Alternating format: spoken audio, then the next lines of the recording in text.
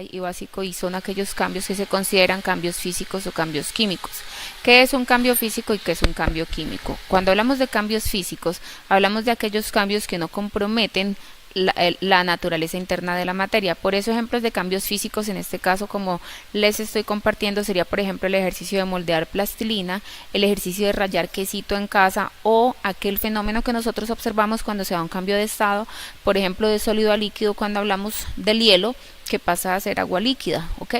Porque no deja de ser agua en ningún momento, simplemente ese H2O que tenemos en forma sólida por condiciones de temperatura o por condiciones ambientales pasa a su estado líquido, pero sigue siendo H2O. Entonces estos cambios físicos no alteran la naturaleza interna de la sustancia o de la materia, a diferencia de los cambios químicos, en los cuales sí nosotros observamos algunos cambios donde la naturaleza interna de la materia, esa parte interna de las sustancias, se altera y cambia. Ejemplo de eso son los que observamos ahí, por ejemplo la combustión, que nosotros ya hemos apreciado, fenómeno que podemos apreciar. De igual manera la pólvora, ¿cierto? Que es una reacción que desprende gran cantidad de energía. Y en el tercer gráfico nosotros observamos NaOH, que es una sustancia considerada base, llamada base en química, la cual al mezclarse con HCl, que es un ácido, base en contacto con ácido, produce o genera una reacción de neutralización. Es lo que sucede en nuestro estómago cuando tenemos algo de acidez y tomamos algo para que nos disminuya esa sensación y ese exceso de ácido. Entonces tomamos una sustancia como la milanta, como el Gaviscon, el cual tiene ese efecto tiene esa propiedad de neutralizar el medio ácido del estómago. Por último vemos el ejemplo del Alka-Seltzer. Es una reacción en la cual se da un proceso de efervescencia, entonces también allí hay una reacción química. Y en el gráfico que tenemos del alambrito oxidado, pues simplemente nos está mostrando que el hierro, que era inicialmente plateado, brillante, etcétera, al estar en contacto con el oxígeno y con el medio ambiente, forma una nueva sustancia llamada óxido de hierro, que no solamente altera las propiedades físicas, sino que también está alterando toda la sustancia inicial, porque ya no es hierro y oxígeno, sino que ahora son uno solo llamado óxido de hierro. ¿Cuáles son aquellas señales que me dicen que hay una reacción química? Bueno, pues hay ciertos indicios de que hay reacción química cuando yo observo, por ejemplo, precipitación, es decir, un sólido que se me queda al fondo de un líquido, ¿cierto? Que se queda en el fondo de una sustancia en estado líquido. Cuando yo observo un cambio de color también, cuando hay desprendimiento de luz y calor, como lo veíamos ahorita en el ejemplo del fósforo y la pólvora, o cuando hay efervescencia, como en el ejemplo que observábamos del Alka-Seltzer. Bien, entonces esto me puede estar a mí indicando que hay una presencia de un cambio químico. Ahora, de esos cambios químicos, ¿cómo se representan? Los cambios químicos los representamos por medio de ecuaciones químicas. Aquí es cuando nos vamos a entrar un poquito más en materia y vamos a mirar que los cambios químicos, entonces aquí tenemos uno representado, ¿cierto? ¿Qué me está diciendo esta reacción? Me está dando varias información. Me está diciendo, miren, los reactivos son el carbono y el oxígeno, O2. Y el producto es el monóxido de carbono, o sea el CO, es decir, me dice quiénes son los reactivos y quiénes son los productos. También me está diciendo los estados de la materia en los cuales se encuentran, que son las letras que están entre paréntesis. Ese me indica que están sólidos, que el carbono que reacciona está en estado sólido, que el oxígeno que reacciona está en estado gaseoso y que el monóxido de carbono que se produce en la reacción está también en estado gaseoso. Los coeficientes me indican la cantidad relativa de cada sustancia, es decir, ya vamos a ver más adelante en balanceo que estos coeficientes, es decir, los numeritos que se encuentran antes de los símbolos químicos, me indican una relación que debe existir entre productos y reactivos. Y los subíndices, es decir, los números pequeños como el que tiene el O2, me indican la constitución propia de la materia.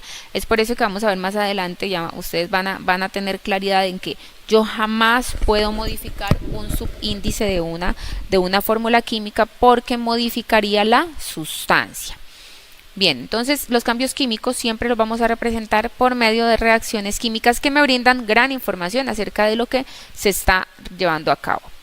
¿Pero qué es una reacción química? Bueno, una reacción química no es más que un reordenamiento de átomos. Sabemos que la materia no se crea ni se destruye, o vamos a verlo un poco más adelante, sino que simplemente se transforma. Bueno, eso es una reacción química.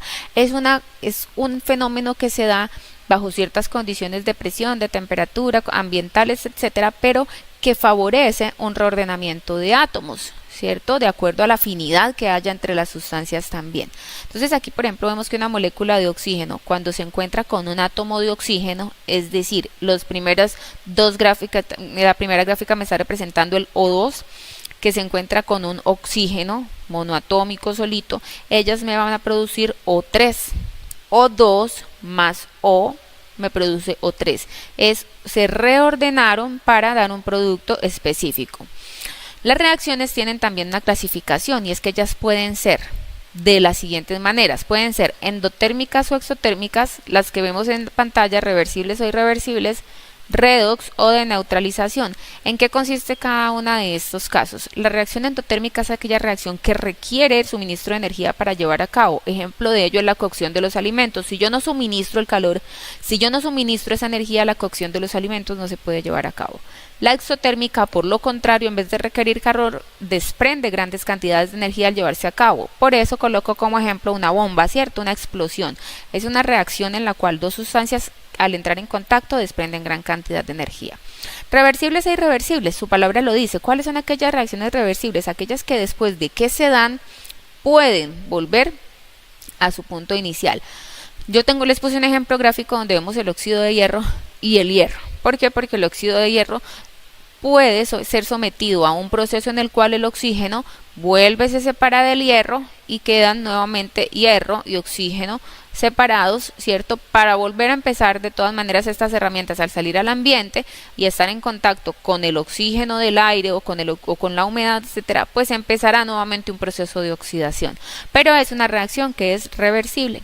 En la parte inferior del gráfico de la herramienta dice H2 más Cl2 produce 2 HCl, es decir, hidrógeno gaseoso más cloro gaseoso produce HCl, 2 HCl, y aquí me dice líquido.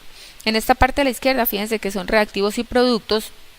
Esta reacción que nosotros observamos acá es una reacción que me está mostrando que es irreversible, porque la flecha de la reacción va en un solo sentido. Pero, ojo con lo siguiente, hay algunas reacciones donde, si vemos el gráfico que va más abajo, dice reacción directa. Los reactivos se convierten en productos, pero los productos pueden nuevamente, en forma inversa, convertirse en los que eran inicialmente los reactivos. Esa representación de abajo, donde vemos la flechita roja y la flechita azul, es lo que se considera una reacción reversible. Otro ejemplo de reacción irreversible entonces es la combustión de la madera, ¿cierto? Nunca hemos visto que después de que la madera, después de que se dé un proceso de combustión en la leña, pues las cenizas puedan devolverse a lo que eran las sustancias iniciales. Bien. Otro tipo de reacciones que nosotros podemos encontrar son aquellas reacciones que se nombran como redox, es decir, de oxidación y reducción, es decir, ¿qué es oxidación y qué es reducción?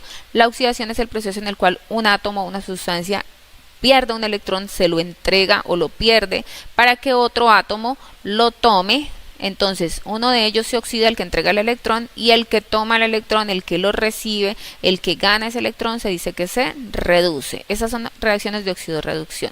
Y las reacciones de neutralización, que las comentábamos ahorita, ¿cierto? Base más ácido se encuentran, reaccionan y se neutralizan entre ellos. El ácido ya no va a ser la sustancia inicial, la base tampoco, sino que se reordenan los átomos para producir sal y agua.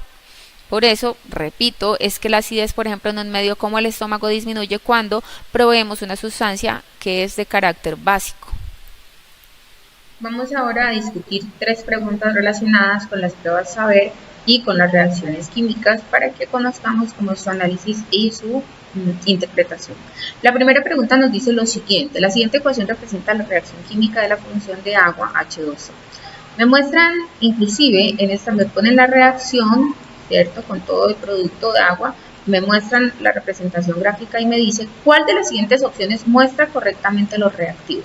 Aquí es un ejercicio importante de observación. Fíjense que la misma ecuación me está diciendo, miren, son 2 H2O, es decir, yo estoy tomando en este caso, dos moléculas, ¿cierto?, de hidrógeno, pero ojo, la molécula de hidrógeno, cada molécula está compuesta por H2, o sea, la sustancia es una sola, la sustancia es el hidrógeno.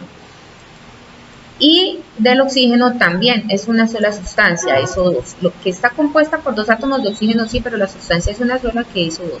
Quiere decir que en este caso la respuesta correcta sería la C, que me indica que es H2 y O2. En la primera, por descartes diríamos, en la primera H4 no puede ser porque fíjense que aquí no tengo H4, tengo 2H2. Vuelvo y repito, la sustancia que está reaccionando es el hidrógeno diatómico, aquel que está compuesto por dos átomos de hidrógeno.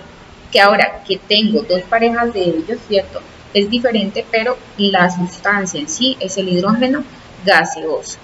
Bien, si vamos miramos la siguiente pregunta. La pregunta 2 nos dice, la producción de dióxido de carbono, CO2, y agua se lleva a cabo por la combustión del propanol, C3H7OH. La ecuación que describe este proceso es, nuevamente es un proceso de mucha observación.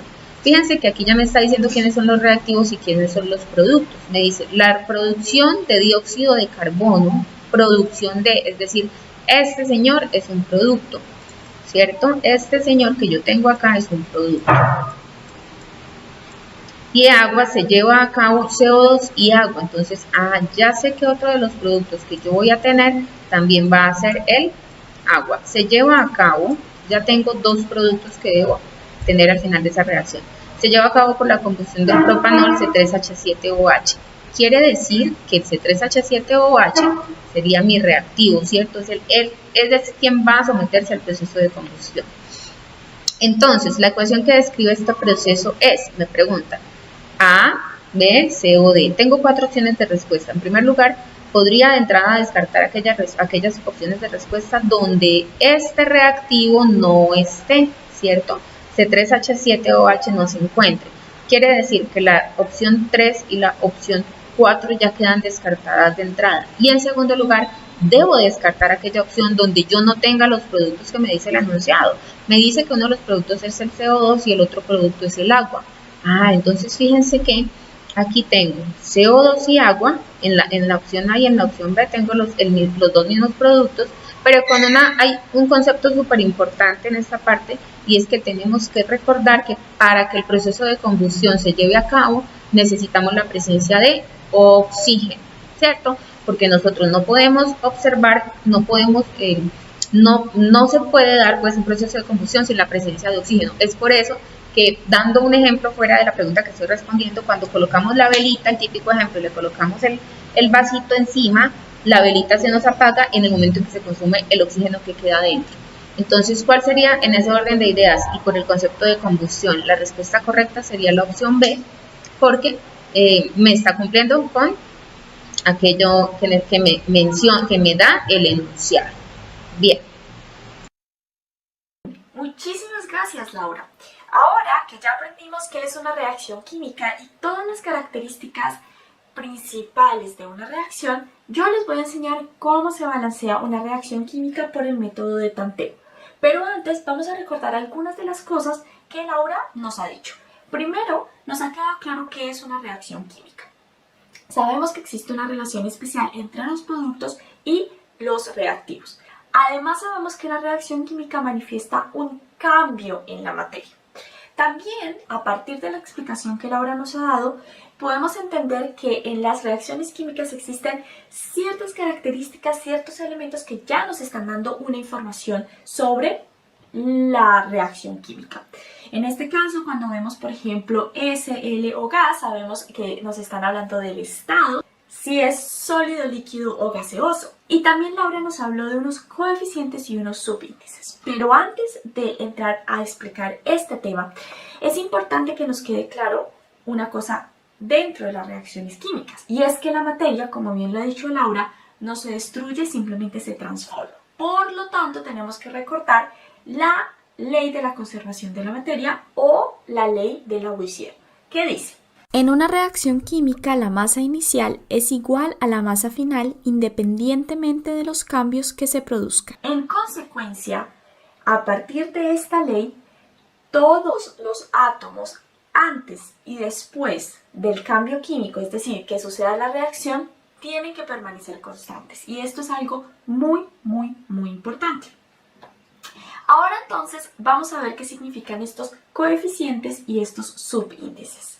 Aquí tenemos un compuesto 5H2SO4. En este caso tenemos un compuesto con unos números específicos, un 5 grande y un 2 y un 4 más pequeño. El coeficiente es este número grande, en este caso 5, que nos está diciendo la cantidad, pero no cambia la composición de la sustancia. Quiere decir que tenemos 5 moléculas de este compuesto.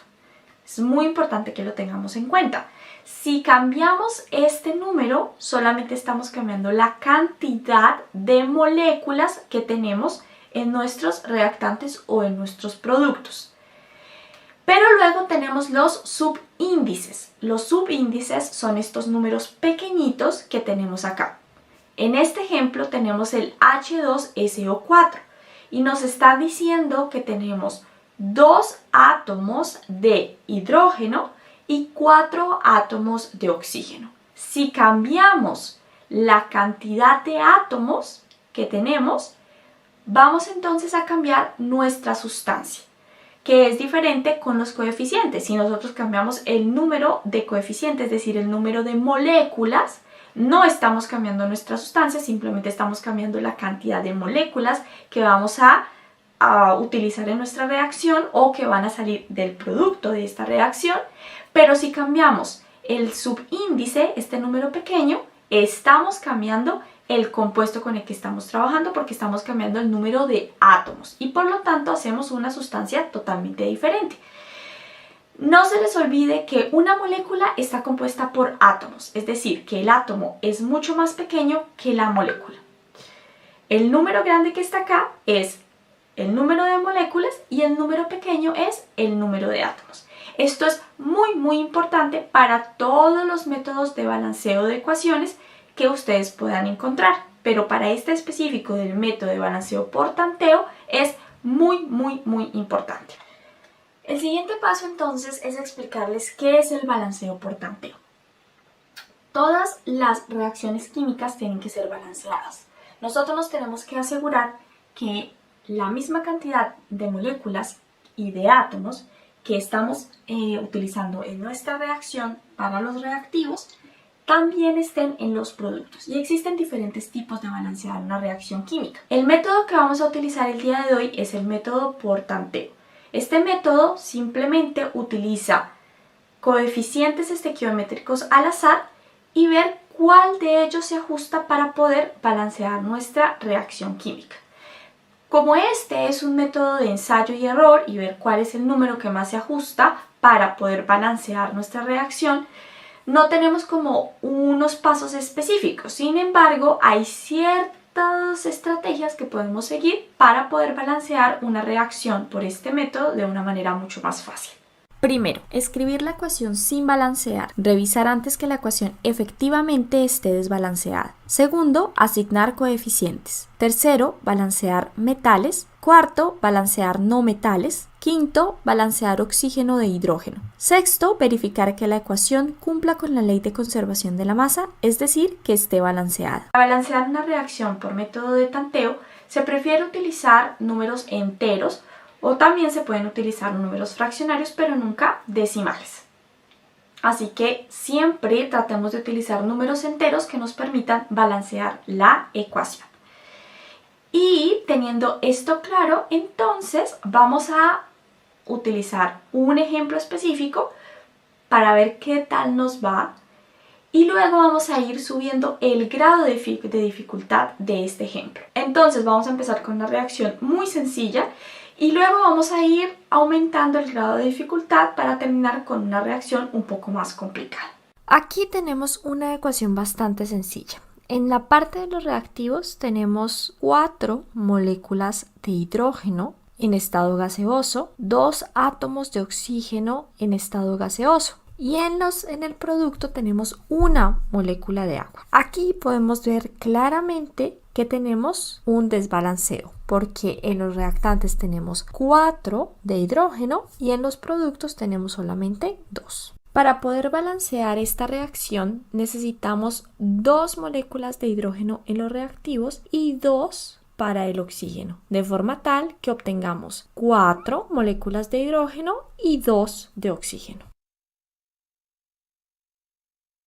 Ahora vamos con otra reacción un poco más complicada. El sulfuro de aluminio reacciona con agua obteniéndose como productos el hidróxido de aluminio y sulfuro de hidrógeno. Luego de escribir la ecuación química debemos hacer un conteo de los átomos en ambos lados de la ecuación, en los reactivos y en los productos, para asegurarnos que realmente la ecuación se encuentra desbalanceada. Del conteo se puede concluir efectivamente que la ecuación no está balanceada y debemos asignar diferentes números o coeficientes numéricos que permitan ajustar la reacción. Recuerden seguir las recomendaciones dadas, balancear metales, no metales y por último el oxígeno y el hidrógeno. Una recomendación es que cada vez que coloquen un coeficiente debe hacerse un conteo porque es probable que ese número ha alterado las cantidades de los otros átomos y por eso deben revisar siempre. Al poner en este caso 6 átomos para el hidrógeno, 2 para el aluminio y 3 también para el hidrógeno, tenemos una ecuación balanceada. Muy bien, ahora vamos a responder 2 preguntas tipo ICFES, tratando de utilizar el conocimiento que adquirimos para balancear reacciones por método de tanteo en 2 preguntas que nos están planteando un contexto específico.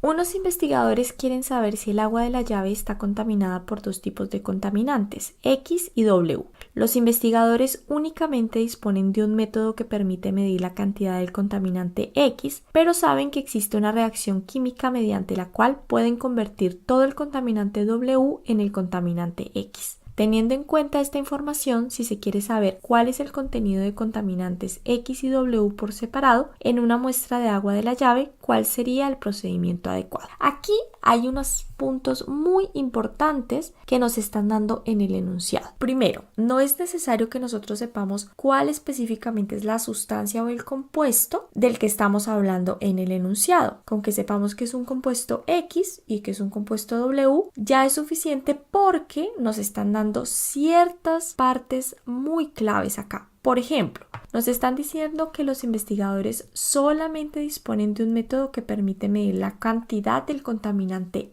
X, es decir, que medir la cantidad del contaminante W no es posible.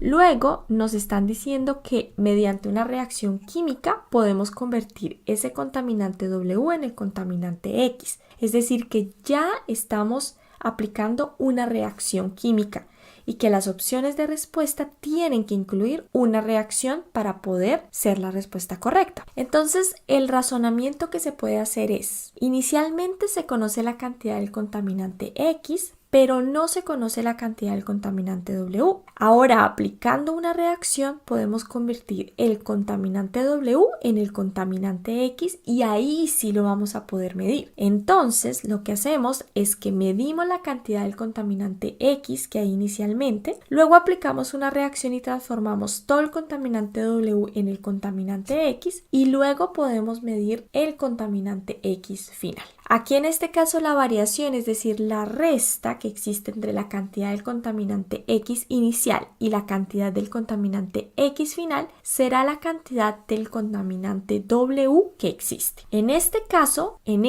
nos podemos ir entonces a las opciones de respuesta. Por ejemplo, la opción D nos está hablando de medir el contenido del contaminante W y ya sabemos que no es posible porque no disponemos de un método que permita hacer eso, es decir, que ya podemos descartar la opción D. Luego entonces vamos con la opción A y con la opción C, que son bastante similares. La opción A dice llevar a cabo la reacción que convierte todo el contaminante X con el contaminante W y luego entonces medimos todo el contaminante W con el método disponible. Sin embargo, sigue siendo un problema porque no contamos con un método que nos permita medir el contaminante W. Y luego entonces tenemos en la opción C, es algo similar, pero nos está diciendo que convertimos el contaminante W en el contaminante X. El problema es que no estamos midiendo cuál es la concentración o el contenido inicial del contaminante X.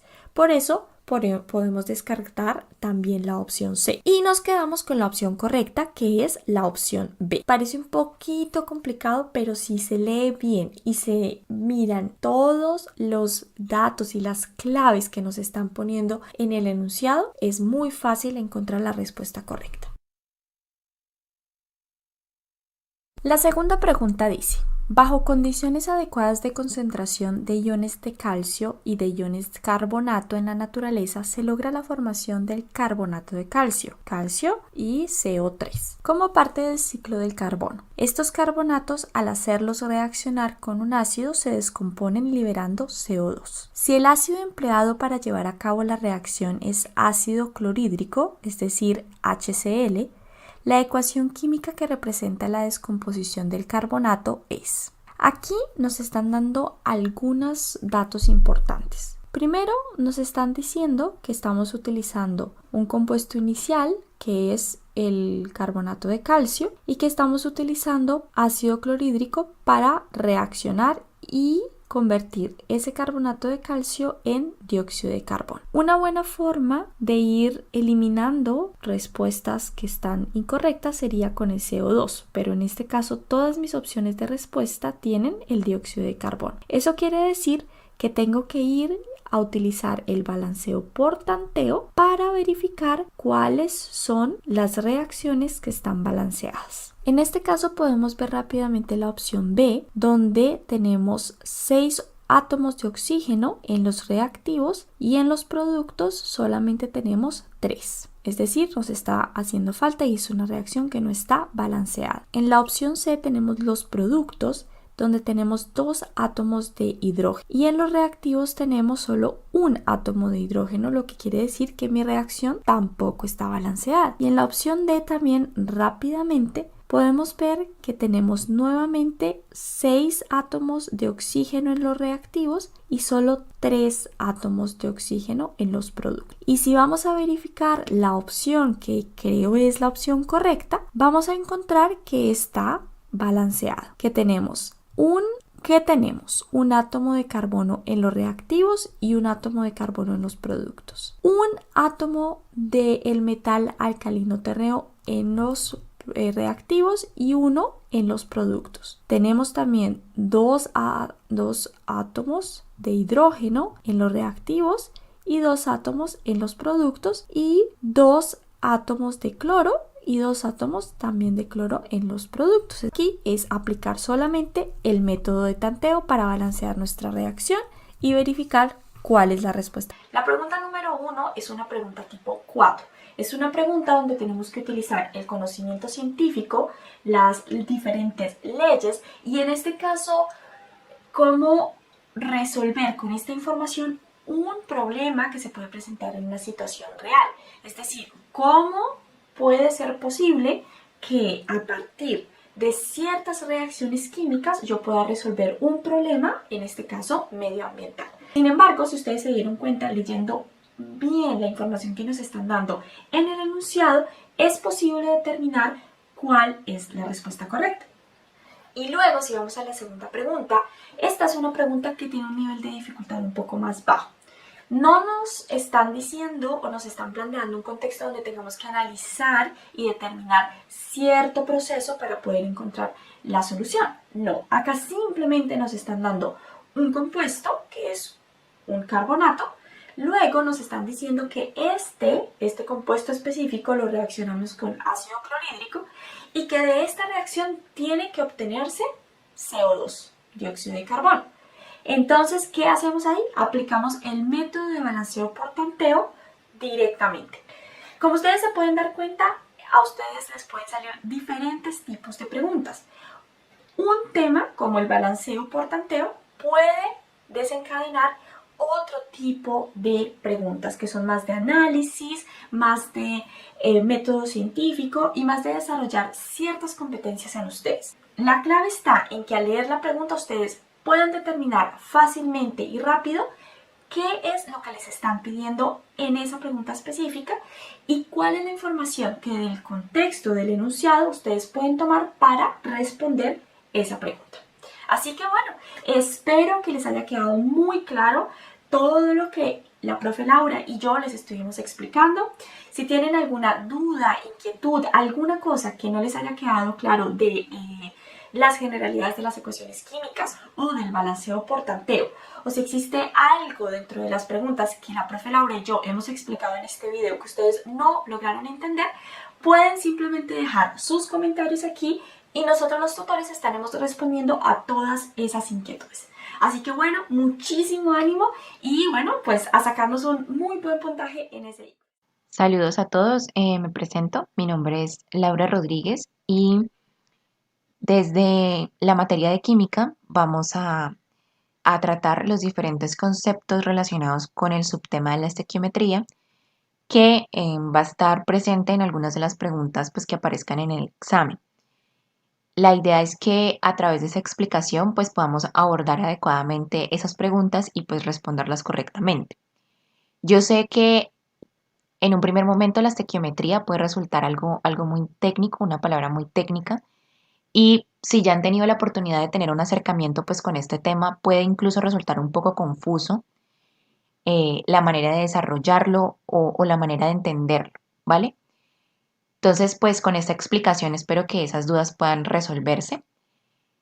Básicamente, ¿qué es la estequiometría? Bueno, es usar una ecuación química que está balanceada para calcular la cantidad de reactivos y productos. Eso sigue sonando medio raro, ¿sí? Sigue sonando como que no muy entendible. Entonces lo podemos convertir o lo podemos tratar de entender con una analogía. La analogía de que la estequiometría es la receta de una reacción para, por ejemplo, fabricar un sándwich, en este caso, de jamón y queso. ¿Listo? Entonces, yo por acá tengo una simulación. En esta simulación arriba nosotros tenemos una receta para fabricar el sándwich de jamón y queso que vimos en la imagen anterior. Resulta que para fabricar un sándwich yo necesito pues 2 rebanadas de pan, una de jamón y una de queso, ¿sí? Fácil, cocina fácil. Digamos, vamos a pensar pues que yo estos sándwiches los vendo, ¿listo? Pero yo necesito saber cuánto material o cuántos ingredientes de cada tipo, que hay 3 tipos de ingredientes, necesito comprar para poder fabricar una cantidad específica de sándwich y que no me sobre nada, ni que me falte nada. Porque pues la idea tampoco es que me sobre, pues porque representaría una pérdida y que me falte pues tampoco porque no podría cumplir con el pedido que me están haciendo. Entonces, digamos que a mí me piden que haga 3 sándwiches. Entonces, según esta receta, yo por cada sándwich que quiera hacer necesito 2 rebanadas de pan. Si yo necesito hacer 3, pues multiplico 2 por 3, me van a dar 6 rebanadas de pan. Entonces voy a la tienda y compro las 6 rebanadas de pan. Y necesito por cada sándwich una rebanada de jamón y una de queso. Como voy a fabricar 3, pues compro 3 de cada uno. ¿Listo? Como ustedes ven acá, luego pues de hacer mi compra, que serían los ingredientes, en este caso serían los reactivos, voy a obtener mi producto, que son los 3 sándwiches, y pues no me va a sobrar nada, que era justamente lo que estaba buscando. Básicamente, para eso sirve la estequiometría. Ya obviamente pues con un contexto de reacciones químicas, de moléculas, entre otras, pero ese es como el concepto base de qué es la estequiometría y de para qué sirve. ¿Listo? Entonces, como la idea es poder entender el paso a paso de cómo resolver los ejercicios relacionados con este tema, lo más fácil es como abordar un ejercicio. En este ejercicio me están diciendo cuántos gramos de nitrógeno molecular serán necesarios para reaccionar totalmente con 3.10 gramos de hidrógeno molecular. Y me presentan la siguiente ecuación, que pues usando la analogía del sándwich sería como la receta, ¿vale? El primer paso es yo comprobar que esta ecuación que me están dando está balanceada. Entonces, empiezo pues con los átomos de nitrógeno. Yo tengo 2 átomos de nitrógeno, según este subíndice de aquí, en los reactivos, en R. Ahora me voy a los productos. Debería para que esté balanceada, tener esos mismos dos átomos de nitrógeno. Entonces, este número grandote es el coeficiente estequiométrico y esos coeficientes estequiométricos multiplican a los subíndices de cada átomo. Resulta que el subíndice, aunque no esté escrito aquí, del nitrógeno es 1. Si yo multiplico 2 por 1, me va a dar 2. O sea que tengo 2 nitrógenos en productos y 2 en reactivos. Por ahí vamos bien. Ahora, ¿qué pasa con el hidrógeno? Bueno, el hidrógeno hay 2 según este subíndice. Pero en los reactivos, ¿cuántos hay? Bueno, como yo ya había dicho, este coeficiente multiplica los subíndices. Si yo tengo 2 por 3, me va a dar 6. Resulta que tengo 6 hidrógenos en productos. O sea, hay un desbalance entre lo que hay de hidrógeno en reactivos y lo que hay en productos. ¿Listo? ¿Cómo la balanceo? Pues si yo aquí tengo 6 hidrógenos, necesito 6 hidrógenos en reactivos. Entonces necesito un coeficiente estequiométrico que al multiplicarse con ese subíndice me dé 6. ¿Cuál sería? 3. ¿Listo?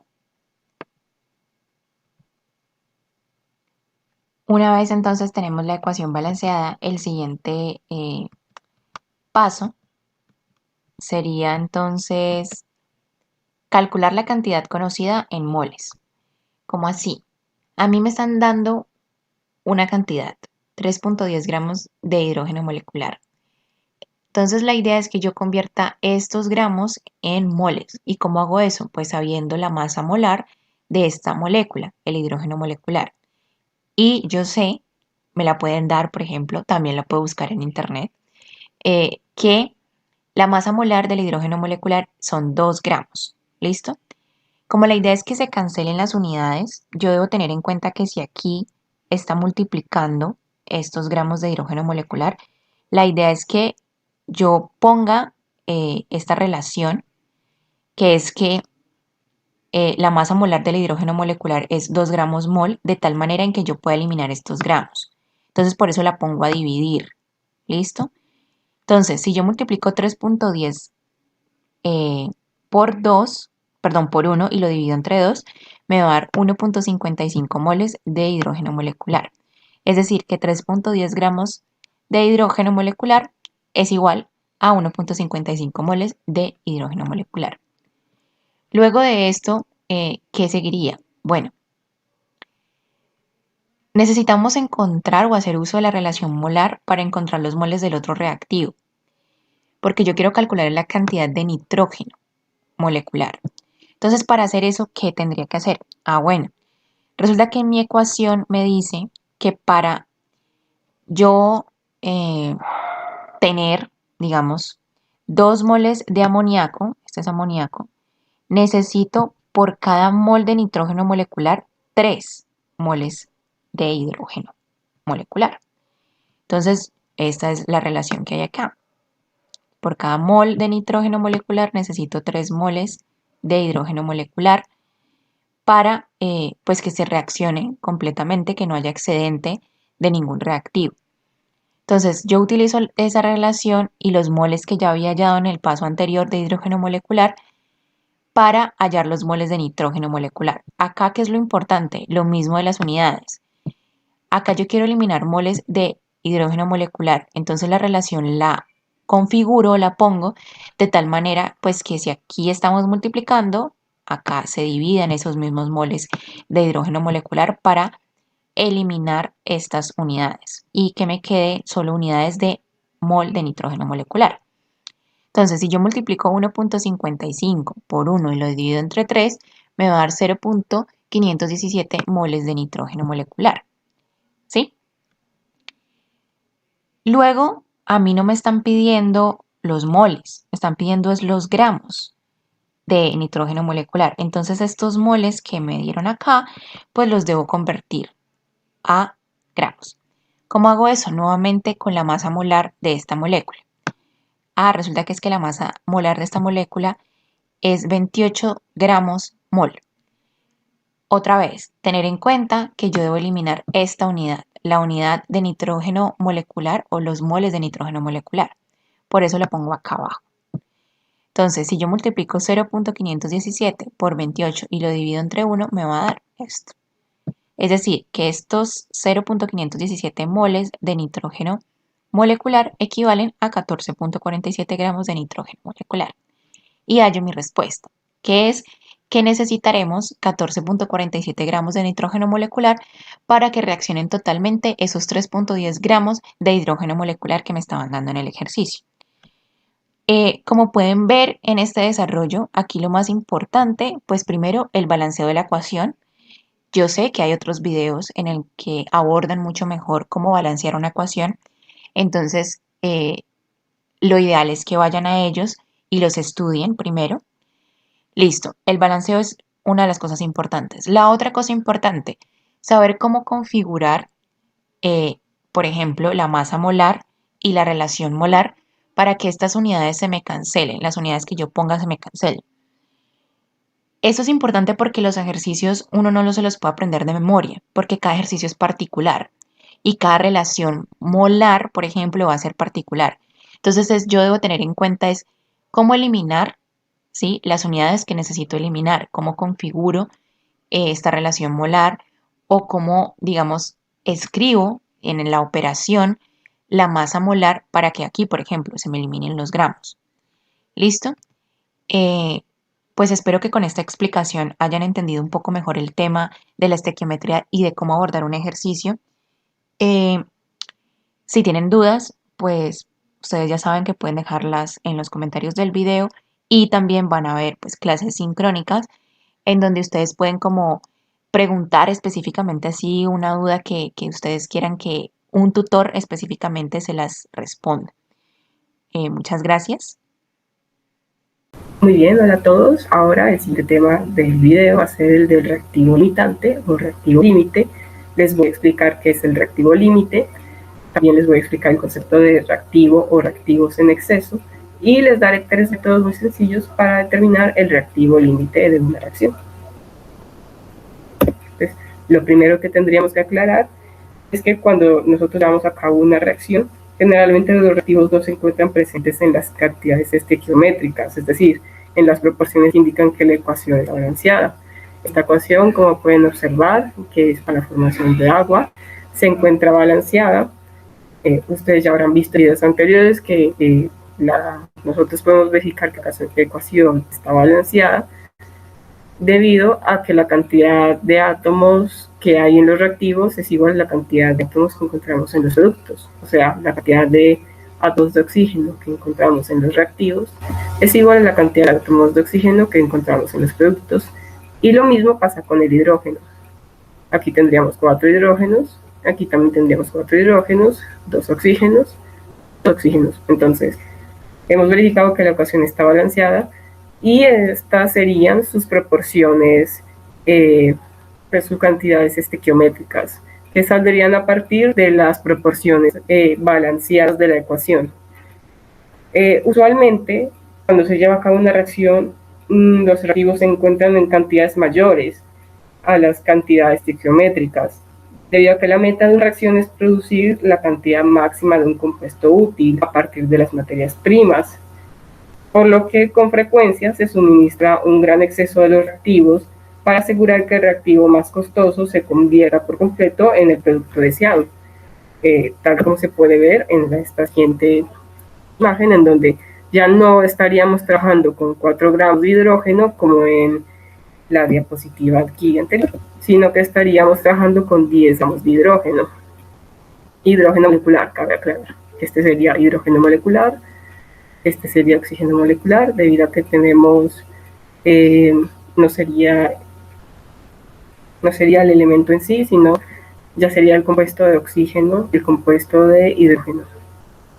Entonces, eso nos lleva a los conceptos de reactivo límite o reactivo limitante y reactivo en exceso, en donde el reactivo límite sería aquel que se consuma primero en la reacción, el oxígeno que se quedó en sus proporciones iniciales, inicialmente tendría que ser 32 y lo dejamos como 32, pero entonces tendremos también el reactivo en exceso, o los reactivos en exceso, en este caso simplemente es uno, pero podrían ser muchos más dependiendo de la reacción, y estos están presentes en una mayor cantidad a la que necesitaríamos. Para esta reacción necesitaríamos solo 4 gramos de hidrógeno, pero tenemos una cantidad de 10 gramos, entonces sabemos que nos va a durar al menos 6 gramos de hidrógeno que no van a reaccionar con el oxígeno. Y eso va a producir una cantidad distinta o la misma cantidad de agua.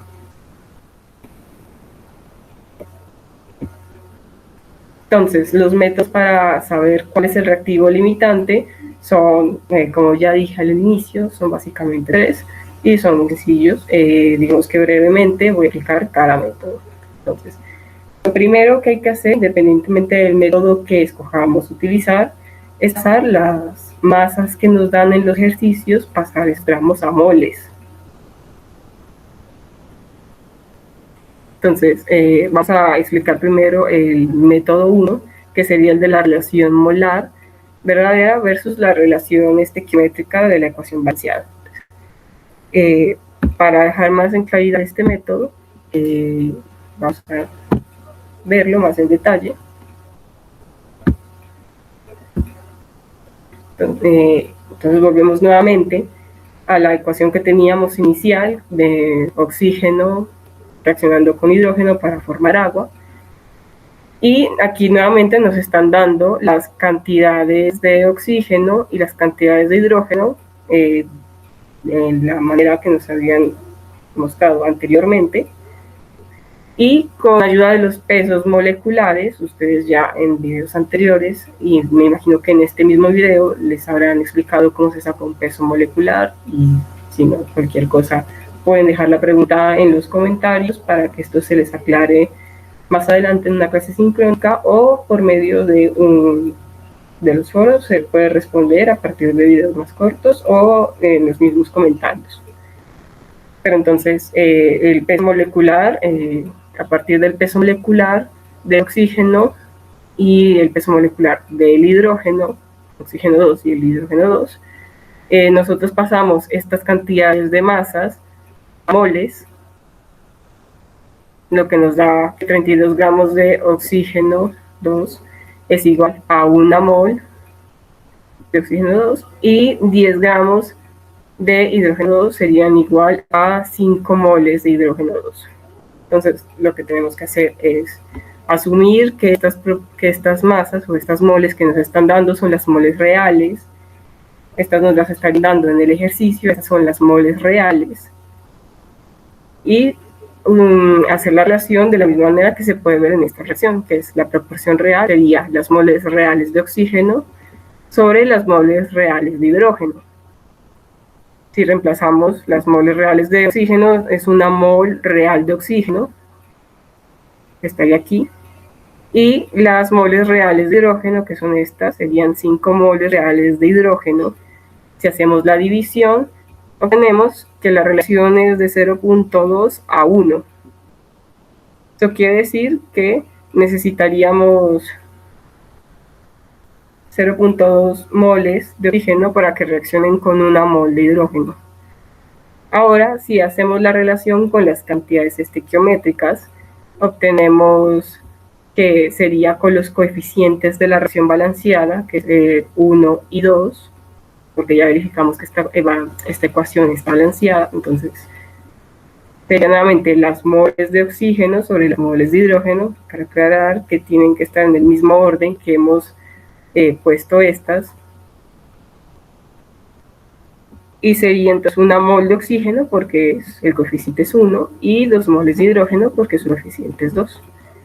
Lo que haciendo esta división obtenemos 0.5 moles de oxígeno por una mol de hidrógeno. Si podemos notar, 0.5 es mayor que 0.2, lo que quiere decir que nosotros, según la reacción estequiométrica, necesitaríamos como mínimo tener 0.5 moles de oxígeno para que reaccionaran con una mol de hidrógeno, pero no tenemos 0.5 moles de oxígeno, sino que tenemos 0.2. Voy a recalcar aquí para lo más en claro. no tenemos 0.5, sino que tenemos 0.2. Entonces, tenemos menos de lo que necesitaríamos de oxígeno. Así que eso nos llevaría a deducir nuevamente que el oxígeno es el reactivo limitante en este problema. Y que el hidrógeno sería el que se encuentra en exceso. Gracias a esta relación que hemos hecho, en donde esta cantidad, esta relación de acá, esta proporción, sería mayor a la que realmente tenemos.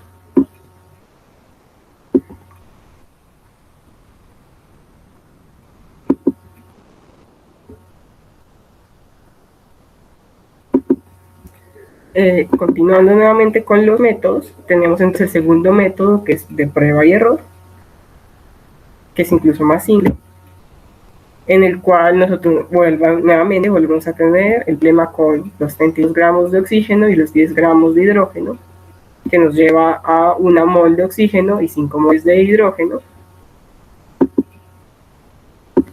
1 mol de oxígeno y 5 moles de hidrógeno. Tenemos nuevamente la ecuación y ahora lo que hacemos es escoger uno de los reactivos y hacer la relación de, a partir de ese reactivo, obtener la cantidad que necesitaríamos supuestamente. Entonces, más brevemente sería que yo escogí hidrógeno, pude haber escogido oxígeno, eso es indiferente al final del día, pero entonces por eso se llama prueba y error. A partir de esto yo me daré cuenta cuál es el reactivo limitante y cuál no. Entonces yo escogí hidrógeno, utilizo sus 5 moles de hidrógeno, y a partir de estas 5 moles de hidrógeno voy a decir cuántas moles de oxígeno necesitaría para que reaccionaran con las 5 moles de hidrógeno. Entonces, esta relación la tengo yo a partir de los coeficientes estequiométricos. Nuevamente, nosotros ya verificamos que la reacción está balanceada, por ende, nosotros podemos decir inmediatamente que 2 moles de hidrógeno 2 son igual a 1 mol de oxígeno 2, lo que me permite usar este factor de conversión que sale de esa igualdad.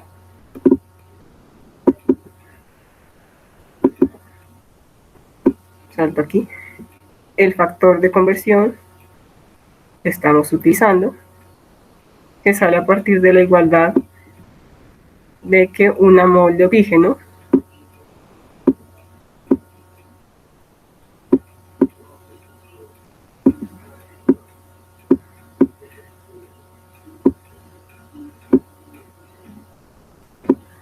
es igual a 2 moles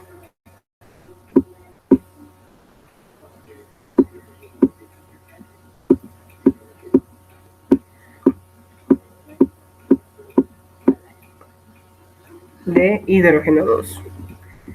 Y nuevamente eso lo sacamos a partir de los coeficientes de la reacción, la ecuación de la reacción estando balanceada. Entonces, cuando yo tengo 5 moles de hidrógeno, utilizo mi factor de conversión para saber cuántas moles de oxígeno necesitaría y deduzco de que necesitaría tener 2.5 moles de oxígeno. Sin embargo, a mí en el ejercicio me estaba dando solamente 1 mol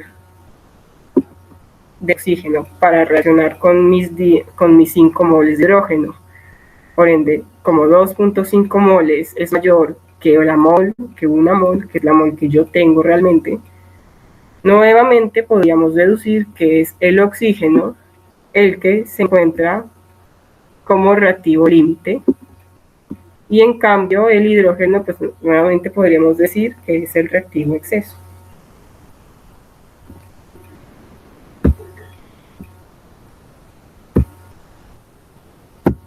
Y ya con nuestro siguiente método, el método 3, que sería aquel método en el que introducimos el concepto de mol de reacción. El concepto de mol de reacción viene haciendo también nuevamente nuestras igualdades, en donde ya, como expliqué en el método anterior, nosotros tenemos la ecuación balanceada y gracias a que tenemos la ecuación balanceada podemos hacer estas igualdades en donde decimos que 2 moles de hidrógeno es igual a 1 mol de oxígeno, y eso también es igual a 2 moles de agua, y todo eso es igual a 1 mol de reacción, que vendría siendo el concepto que se introduce aquí en este nuevo método. Este método podría decirse que es el más sencillo de todos, porque lo único que tenemos que hacer son estas igualdades, en donde nosotros sabemos que 1 mol de reacción es igual a 1 mol de oxígeno, o que 1 mol de reacción es igual a 2 moles de hidrógeno. Y lo que hacemos es calcular las moles de reacción. Calculamos moles de reacción a partir de su relación con el hidrógeno y con el oxígeno. Entonces, cuando voy a calcular las moles de reacción a partir del oxígeno, yo utilizo yo escribo la relación de las moles respecto a las moles de reacción. Entonces, 1 mol de oxígeno, aquí lo tenemos explicado ya, que 1 mol de oxígeno es igual a 1 mol de reacción. Entonces utilizo este factor estequiométrico, 1 mol de oxígeno sobre la mol de reacción, que es a lo que yo voy a llegar, y eso lo multiplico por la cantidad de moles que yo tengo. A mí el ejercicio me había dicho ya que yo tengo 1 mol de oxígeno real. Esta es la cantidad real que tengo.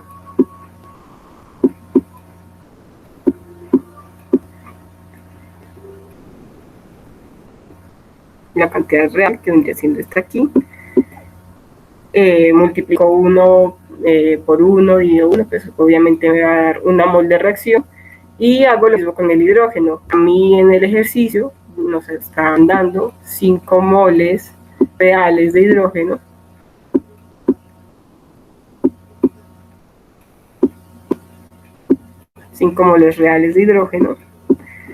Y también utilizo el factor de conversión con el hidrógeno para deducir cuántas moles de reacción tengo. Entonces, 2 moles de hidrógeno es lo mismo que 1 mol de reacción, por ende aquí pongo 2 en el denominador y 1 mol de reacción en el numerador, y así quedaría mi factor de conversión para pasar de moles de hidrógeno a moles de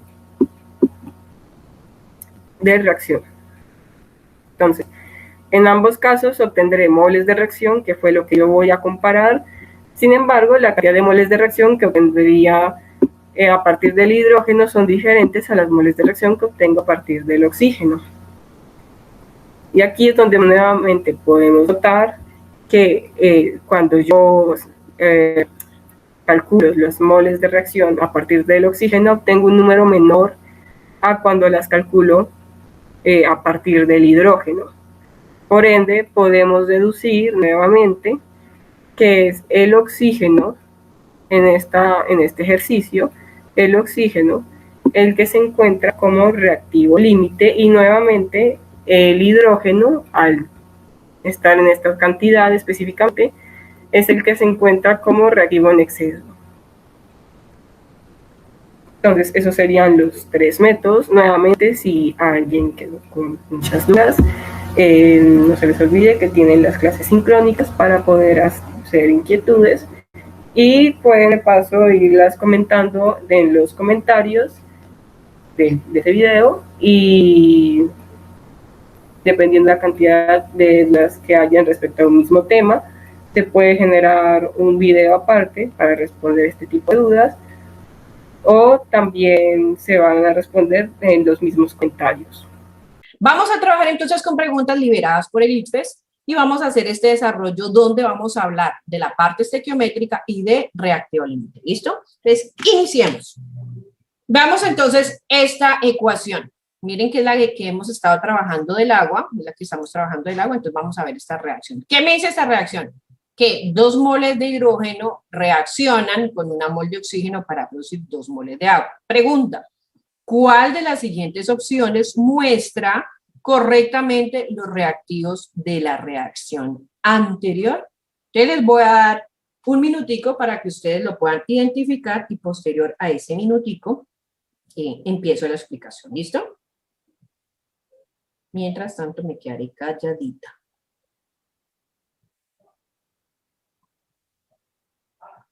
Si usted quiere, puede pausar el video.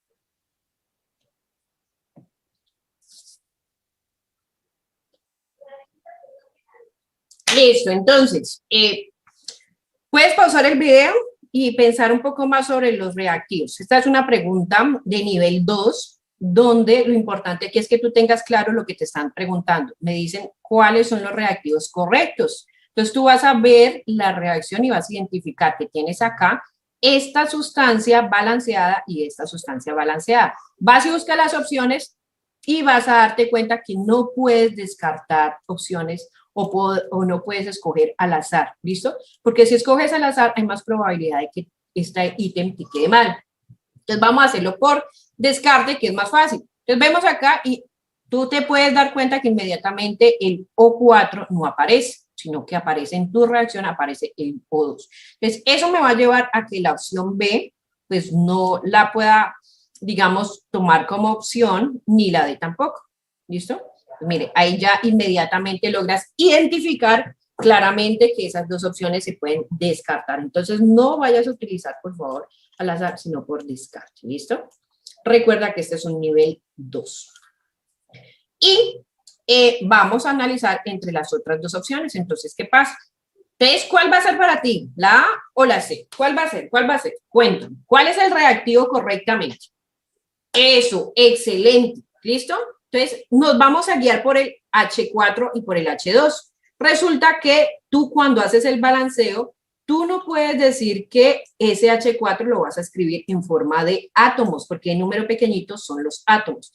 Esto está mal escrito. Realmente cuando uno hace el balance de cada elemento, le dice, está ingresando 4 de hidrógeno, es decir, 2 por 2, multiplica las moles por los átomos, y al hacer el cálculo aquí multiplicas también las moles por los átomos y te da 4. Pero mira que no lo escribes como subíndice, sino que lo escribes como número grande. ¿Listo?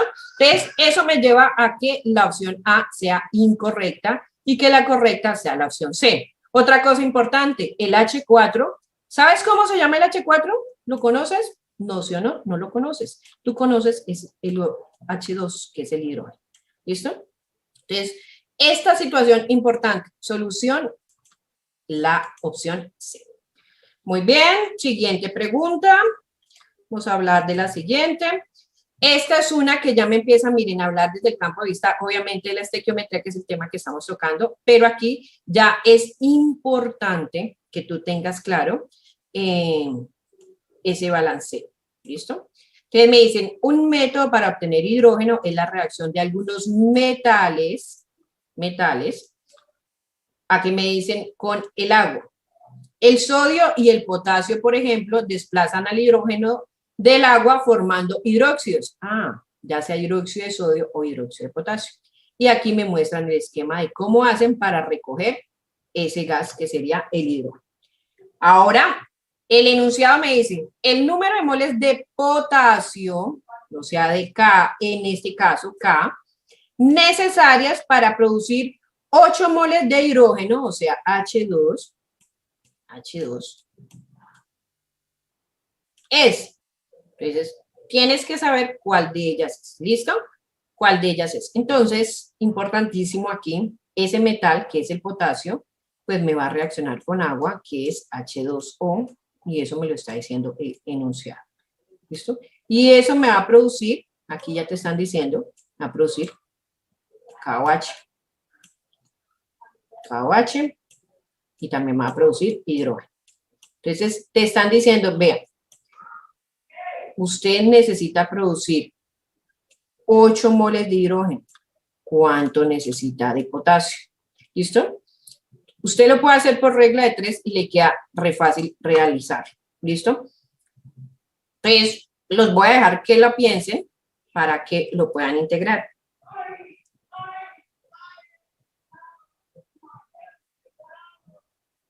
Lo pueden hacer por regla de 3. Entonces, miren, le están hablando de moles, las moles son el número grande. Si quiere lo pausa y usted piensa. Y lo cual me quiere llevar a entender que las demás sustancias no las utilizo. ¿Listo? Entonces, en este caso, si usted ve, acá le están hablando que incrementaron la cantidad de productos. O sea, ya en el balanceo, en equilibrio, pues me decían que había una mol de hidrógeno, pero ya básicamente llegó a 8. O sea que hay de rapidez podemos identificar que la opción A y la opción B no sería, porque son números que están básicamente más pequeños que el dato que te están pidiendo. Si vas a producir una cantidad de 8, pues necesitas una cantidad muy cercana a ese valor. Entonces, míralo aquí. Estamos entre la C y la D. Situación importante. Balance. Ley de la conservación. Están ingresando 2 de hidrógeno y acá están saliendo 3 de hidrógeno. O sea que la reacción no está balanceada. Por lo tanto, usted necesita hacer ese cálculo de balanceo. Es decir, su cálculo estequiométrico va de la mano con esa ley de la conservación. ¿Listo? Entonces, cuando nosotros balanceamos la reacción, pues es una reacción muy sencilla, la podemos balancear por tanteo. Nos damos cuenta que necesitamos tantear la reacción, de esa forma quedaría de esta presentación. Entonces, ¿cómo lo hice? Pues simplemente estaban saliendo estos 3 de hidrógeno, entonces yo tengo que buscar que el hidrógeno me quede obviamente mínimo 3 en los reactivos o un poquito mayor de 3. Si yo le colocaba aquí un 3, pues me daba cuenta que si le coloco, por ejemplo, un 3, pues las moles por los átomos, pues aquí me va a dar 6, o sea que se me va a pasar. ¿Listo? Entonces, ¿qué hago? Pues sencillo, empiezo a jugar con esos números grandes que son las moles. Entonces, había un 1, ahora le coloco un 2, entonces ya a mí me quedaron 2 por 2, me quedaron 4 de hidrógeno y eso me lleva a que si tengo 2 aquí, pues pueda colocar el 2 acá para que ya quede balanceado el hidrógeno. Al quedar balanceado el hidrógeno, desequilibro el potasio y el oxígeno. Entonces, el oxígeno en los reactivos 2 por 1, 2, y aquí quedó 2 por 1, 2, o sea que quedó bien.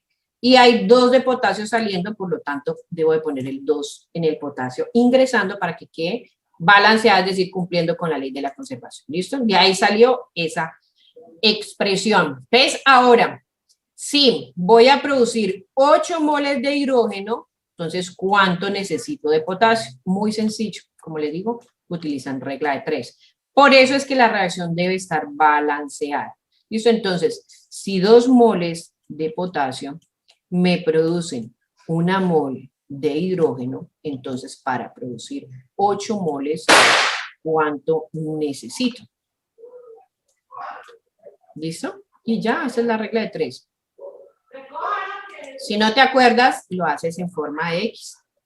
Multiplicas el 2 por el 8 y el resultado lo divides entre el opuesto a la incógnita. Entonces, 2 por 8, 16.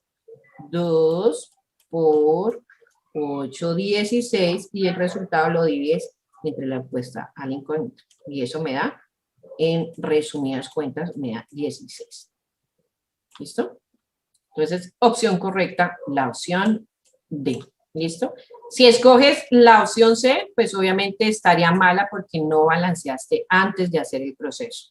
Entonces, tienes que verificar que la reacción que te den, pues esté balanceada, o la reacción que tú obtengas o saques del proceso, pues esté balanceada. Eso es súper importante. ¿Listo? Muy bien.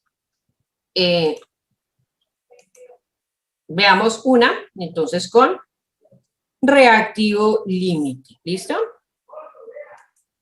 En el caso de reactivo límite tengo esta pregunta y me dicen, de acuerdo con la ecuación siguiente, si reaccionan 10 moles de agua con 3 moles de calcio, probablemente, y aquí te dan las opciones. ¿Ok? A, los reactivos reaccionarán por completo sin que sobre masa de alguno. B, el calcio reaccionará completamente y permanecerá agua en exceso. C, se formarán 13 moles de hidrógeno y D, se formará 1 mol de hidróxido de calcio. Entonces, vas a pensar cuál es. Yo te voy a dar 30 segunditos para que puedas pensar.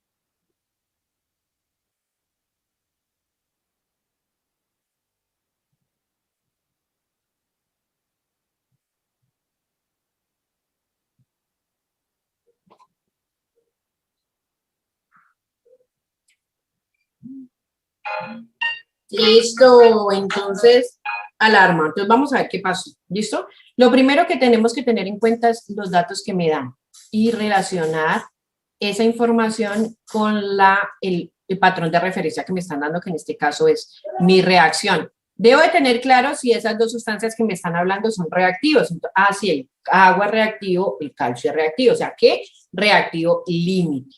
¿Listo? Otra situación, miren, de calcio, miro si la reacción, si la reacción está balanceada, 2 moles por los 2 átomos me da 4 hidrógeno y 2 por 2 me da 4, 2 por 2 me da 4, el oxígeno tengo 2 saliendo, el oxígeno está 2 entrando, o sea que sí está balanceado, el calcio 1, 1 está balanceado, listo, o sea que la reacción sí cumple con la ley de la conservación. Ahora me dicen 10 moles de agua, listo, yo sé que por 1 mol de calcio voy a necesitar 2 moles de agua. Pero miren que ahora ya me dicen que ya no son 2 moles. Para mi ejercicio necesito 10 moles de agua. ¿Listo? Entonces, por regla de 3, yo simplemente digo, como ahora ya no necesito 2, sino 10, entonces 1 por 10, 10, dividido 2, 5. ¿Listo? Perdón, dividido 2. Esto me es dividido 2. Pero yo deshago esto. 1 por 10, 10, dividido 2. Ahora sí, me da 5. ¿Ok? Ese 5 quiere decir que serían las moles, en este caso, de este es calcio y este es agua. Y este es agua. Entonces, por cada 10 moles de agua que yo voy a utilizar, necesito 5 moles de calcio. ¿Listo? 5 moles de calcio. ¿Ok?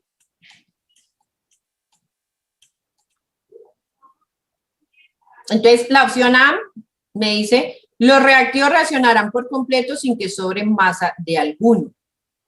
Pero entonces necesito 5 moles de calcio, pero apenas me están dando 3 moles. O sea que realmente me hacen falta 2 moles. ¿Por qué? Porque para la reacción con esas 10 moles de agua necesito 5 y apenas tengo 3, o sea que me hacen falta 2.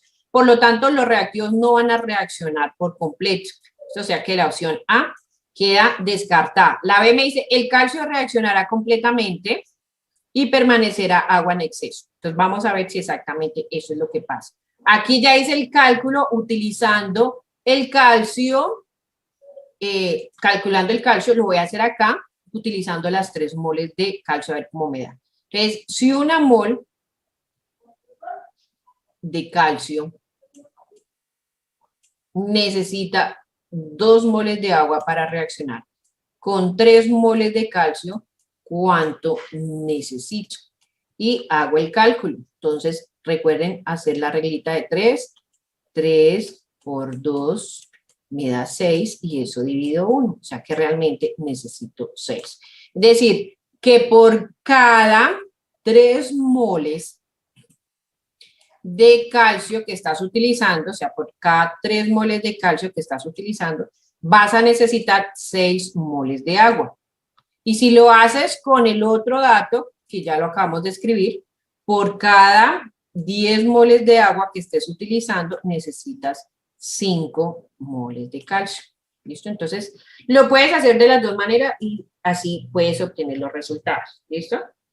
Aquí importante, me dice, el calcio reaccionará completamente y permanecerá agua en exceso. Entonces acá necesito 6 moles de agua. Necesito apenas 6 moles de agua. O sea que si me dieron 10 moles, pues va a sobrar agua. O sea que esta puede ser una opción correcta. ¿Listo?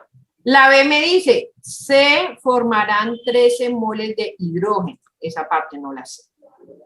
Se formará una mol de hidróxido de calcio. ¿Listo? Entonces, aquí me están hablando, muchachos, de reactivo límite. Aquí me están hablando de reactivo límite. Entonces, yo tengo que identificar, para mí en estos momentos, esta es la opción que genera mejor resultado. ¿Listo? Entonces, me atrevería a decir que si usted lo hace por cálculo, usted ya sabe que el agua es la que está sobrando y que su reactivo límite, en este caso, es el calcio. ¿Listo? Entonces, por cada una mol de calcio, vamos a ver la opción C, por cada una mol de calcio se va a producir una mol de hidrógeno. Si yo tengo 3 moles de calcio, pues miren que si hago la regla de 3, pues me va a dar 3 también. O sea que realmente no se van a formar 13 moles de hidrógeno. ¿Listo? O sea que la opción C no sería. Y si lo hago, en el caso de la opción de una mol de hidróxido, me pasa lo mismo.